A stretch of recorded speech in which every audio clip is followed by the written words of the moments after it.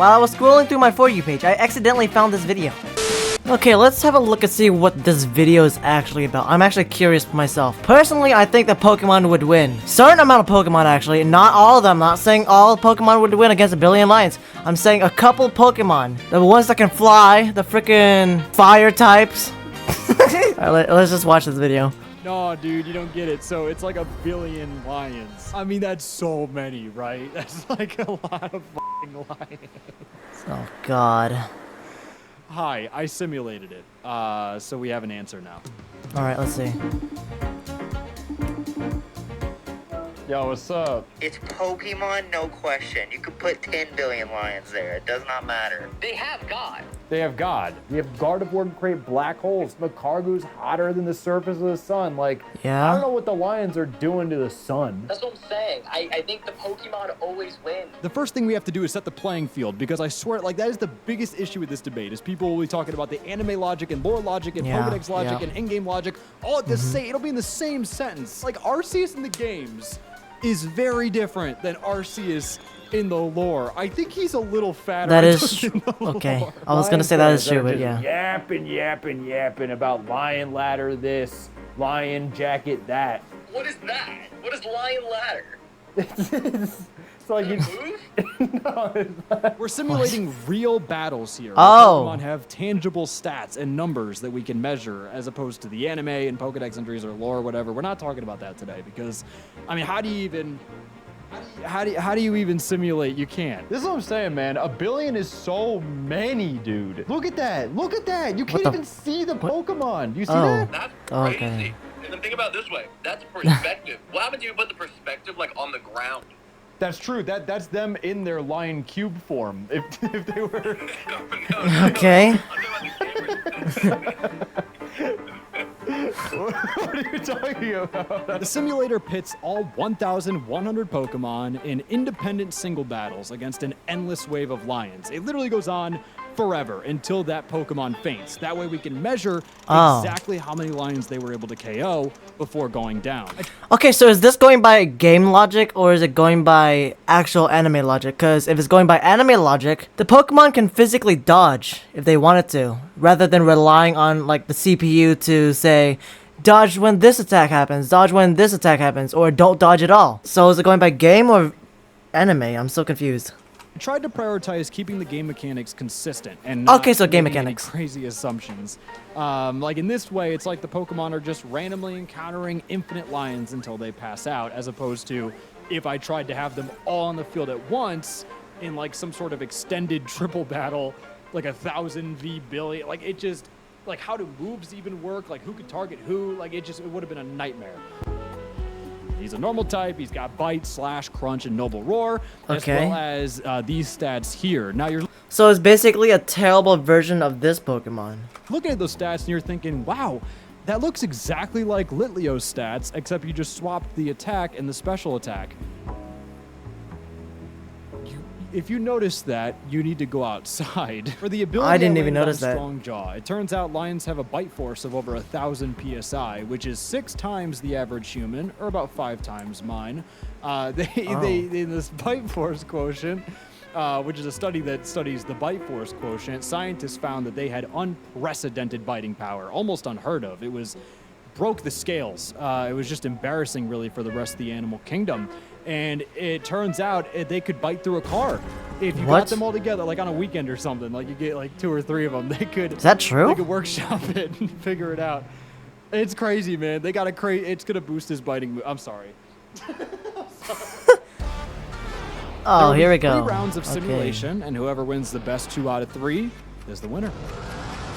The Pokemon. Okay, so I feel like all the legendary Pokemons except for these fuckers, I feel like they would win.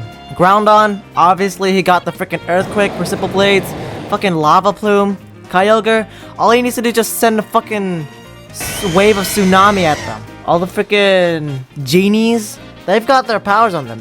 Earthquake, fucking Thunderbolt, I guess. I don't even know what this one does. I feel like they would easily 100% beat the freaking lions. All they gotta do is just fly up, attack from the sky. Lions can't do anything. They just sit there, and they're dead. Pokemon have their regular movesets. They didn't expect a lion conflict today. Lunala too. Same thing with Lunala and freaking Eternatus. Same thing. No one could have predicted this outcry of violence. Okay, yeah, Oh. you know what? I'm not even gonna try Okay, yeah, this lineup right here, that kind of makes sense. to build this up. The Pokemon lost, obviously, right? Decisively. I mean, they only killed about 7,000 lions out of the billion they needed to kill. About 25% of them, close to 300 Pokemon, did not kill even a single lion. Oh. And Yeah, makes sense. 69 of them, nice, did not even do a What? single point of damage. Well, yeah, of course, if we're talking about this fucker right here, then yeah, he's not gonna do anything. He's just gonna... What the fuck are these stats gonna do to the fucking lion? So what happened? We'll be assessing each Pokemon's lion success based on their lion power level, or LPL for short, which is how many Okay. lions they killed before going down. First of all, if a Pokemon can't outspeed a lion or can't How do you expect this tumbleweed to win? outdamage a lion, they are not getting far. I mean, Caterpie's Electroweb did basically nothing. You had Burn Me with Hidden Power doing nothing. Magikarp missed his only attack, so that was kind of embarrassing. Oh. So you can start to see why the average Pokemon was only able to kill about 6.5 lions. I mean, we had a lot of Pokemon just weighting down that average, and included in those Pokemon were even some legendaries. I mean, Cosmog, Cosmoem, Yeah, makes sense. Solgaleo How? did not pull his weight. He went for Sunsteel Okay. Strike. It did about 90%, which is notably not 100. He also didn't outspeed because he was more invested in bulk. Are we and dead ass? Long story short, a couple crunches kind of cleaned him up, which is really embarrassing, especially for a video about lions. The next issue is RNG. Thunderous Therian tried to Focus Blast 5 times, missed 4 of them. How? How? Bro got nuked off the map. Same with Tornadus. Bleakwind Storm was not doing him any favors. Oh, no, So they dude. both came out with very low LPLs. Oh, we This dead ass right now. unbiased, third-party, peer-reviewed simulation is sponsored by Big Lion. Okay. We reviewed it. We looked it over. I'm sorry. I don't know why I find that so funny. Surprisingly, Aegislash had an incredibly poor performance. Oh. Not even, I don't think he did any damage. He didn't do a single damage. He tried to Toxic twice, missed both of them, and then just Wait, Aegislash can learn Toxic? died. Crazy, man. And even at the top echelon of Pokemon, I mean, these are guys you'd expect to be just nuking lion villages. Guess how many Ultra Necrozma killed? Guess. I don't know, fucking 5? Since most of these expectations I had are low now. So probably 5? 100? 200? 17? Oh, you're good at this game. He only killed 17 lions, and it's Oh. because of this. It's because of bullshit. In a battle of longevity, What is this? What am I looking at right now? anything that's not a guaranteed KO is a guaranteed loss. Issue number 3. Movesets. A Pokemon like Machamp, you'd expect to take the... Sorry, I was going to say... Am I going to say it? I'll say it. You'd expect him to take the lions to pound down. Oh. Shouldn't have said it. Anyways, he got a close combat up. It lowered his defense. He KO'd a lion, and then that's it. His defense was down. The next lion that came in just sent him to pound down, I guess. Okay. Or you have Pokemon like Miraidon, who is objectively one of the best Pokemon of all time, only killing 2 lions. Brother missed a What? Draco Meteor. Why is he landed kicked another, up? But it lowered his special attack by 2, as Draco Meteor does. Okay. And then he couldn't KO any more lions because his special attack Lipped was just it. shot. Like, moves like that, that normally would be extremely good in like a normal competitive battling scene, just suck in a battle of stamina, because this is not a Pokemon battle. This is a long, tedious war.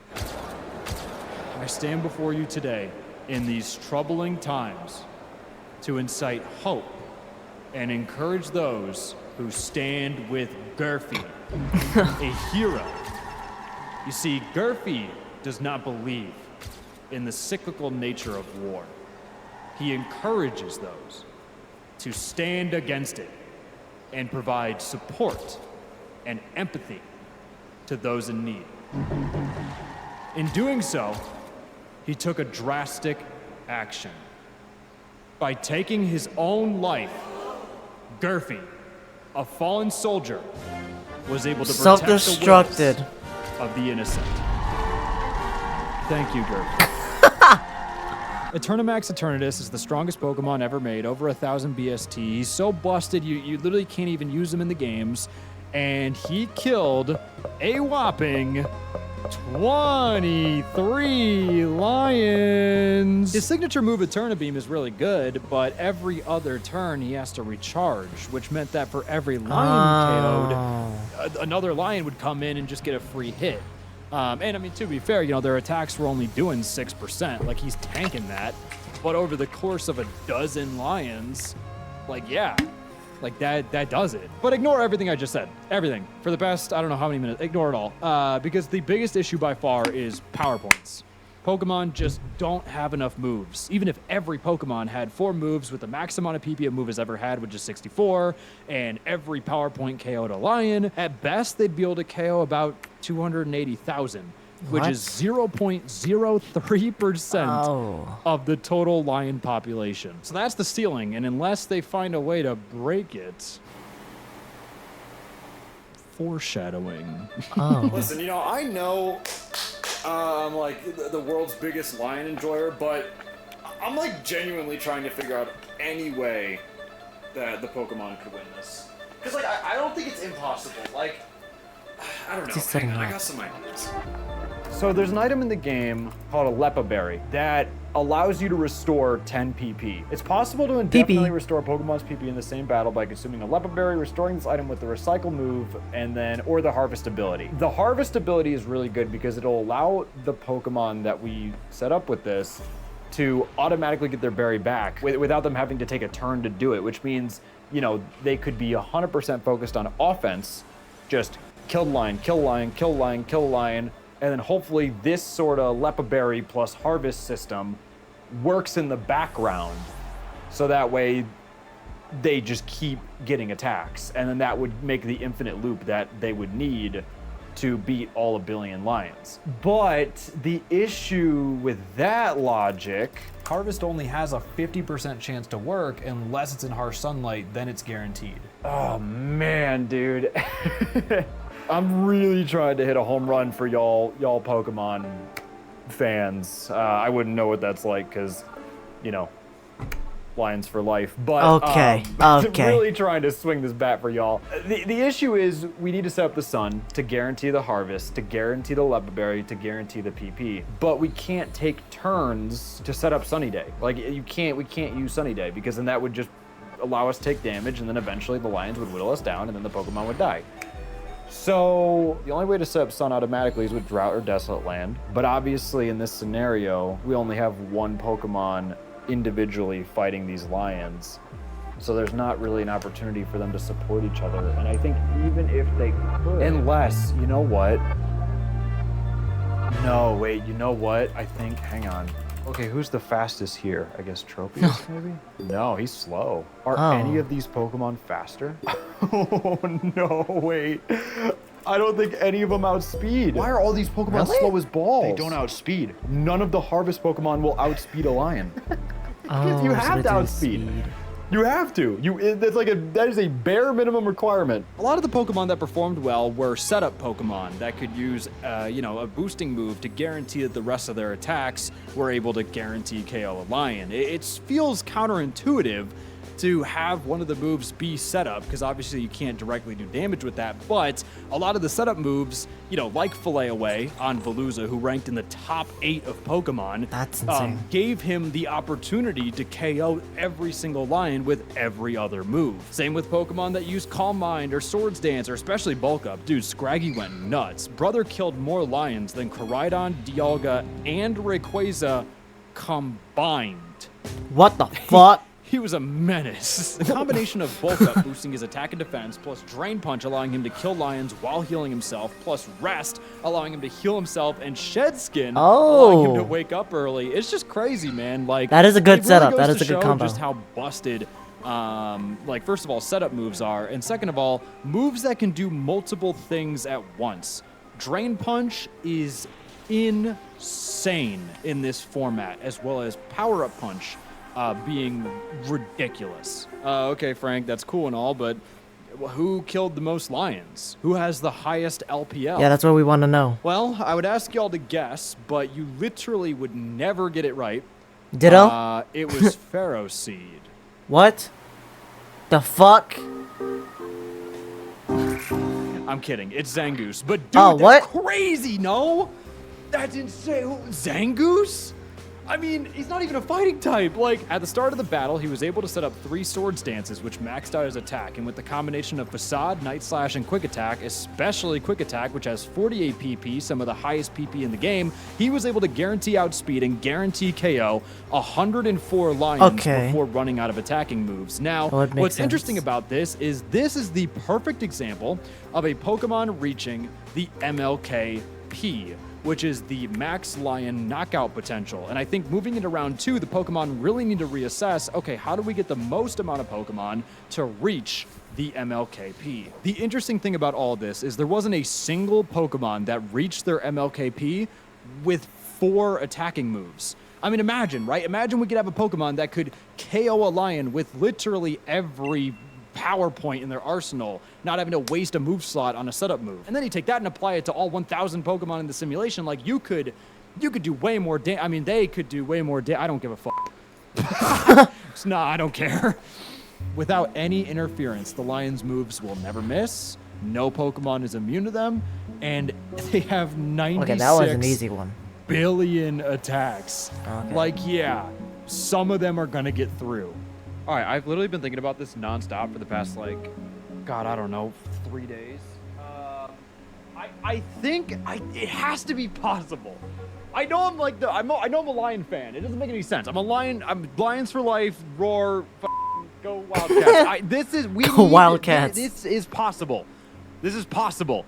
And I think I finally figured it out. The main issue is just finding a way to have infinite PP within the ground rules that we've established, right? And the ground rules we've established is that this is a single battle. So we have to, like, have the Harvest Pokemon pretty much do everything. And then I had this thought, because up until this point, I've been like, all right, the Harvest Pokemon needs to not only have longevity with the PP, be able to get infinite attacks, but the attack that it's using needs to be offensive enough and fast enough to be able to KO every single lion. But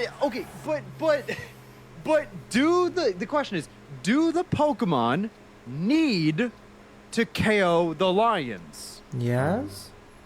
I know, it's an assumption that has been, like, pretty consistent throughout this entire thing, but do they need to kill the lions? Yes? The lions could kill themselves. Oh. I'm losing my mind. So instead of trying to make a Pokemon that has enough speed, enough damage output, and also infinite PP, why don't we just make a Pokemon that is infinite PP and then also just has enough durability and recovery to outlast the lions? Like, it doesn't need to kill them. It doesn't need to. It just needs to win the battle of stamina. Going into round 2, the Pokemon have prep time. They can change their moves, items, abilities, stats, everything to make sure that they have the best possible chance of beating the lions. There's a thing in competitive Pokemon called speed creeping. Hang on, I know, we're gonna get a little technical, just put your seatbelt on. Anyways, the idea is you take the minimum possible amount of investment you can put into your Pokemon speed stat to just barely outspeed a target Pokemon, or in this case, I guess, a lion. So I made a program that would go through, find every Pokemon speed stat, figure out the exact minimum investment we would need to outspeed a lion, and then we could take every other stat point that's left over, and we could put it into their other stats, allowing them to perfectly optimize every single stat point. So, okay, yeah, Okay, that changes everything then. Little more complicated. I mainly just got rid of all the damage and ghost type moves, right? Because they have no effect. I prioritized every fighting type move in the book. Like, if a Pokemon can learn a fighting type move, especially ones with high PP like low kick, low sweep or whatever, like, yeah, that was getting taught for sure. I got rid of recharge moves, recoil moves, moves with low accuracy, moves that do set amount of damage like seismic toss. I got rid of like moves that affect special attacks exclusively like magic code or light screen. Just really had no place here. But I tried to find a sweet spot between high PP, high base power, guaranteed accuracy, and, you know, my sanity. Oh. It was a lot. It was 1,000 Pokemon. You know, they're always yapping. It's like, oh, it's a lot of lions, a lot of lions. Dude, it's a lot of Pokemon. Jesus, my wrist hurts.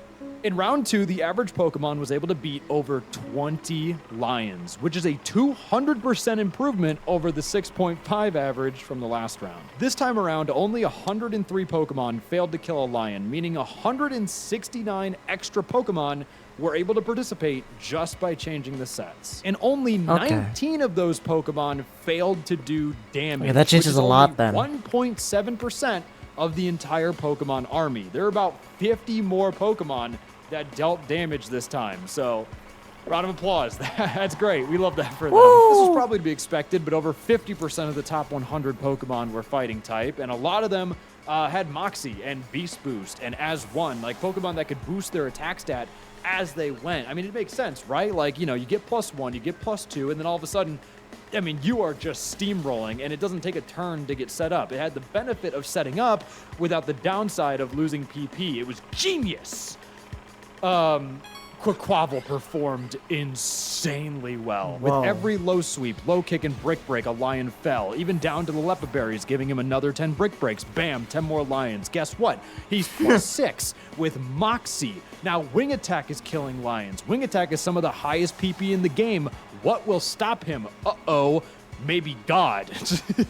No, not even God, I don't think. He started struggling. Guess what? The struggles are now killing lions because he's +6.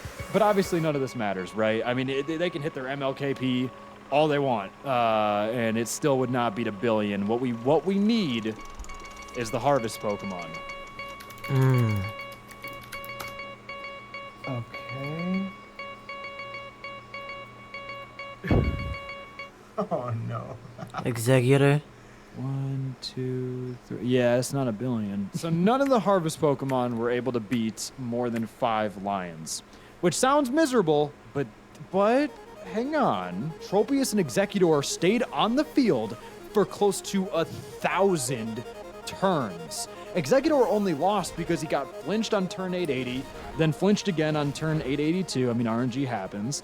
883, looking like a great time for a flinch. 884, okay, back to back is brutal. Holy shit. 885, the weather outside's looking Damn! flinchy. Another flinch on turn 886, and then he got critted on turn 887. That's so Brother bad. got 5 consecutive flinches into a crit.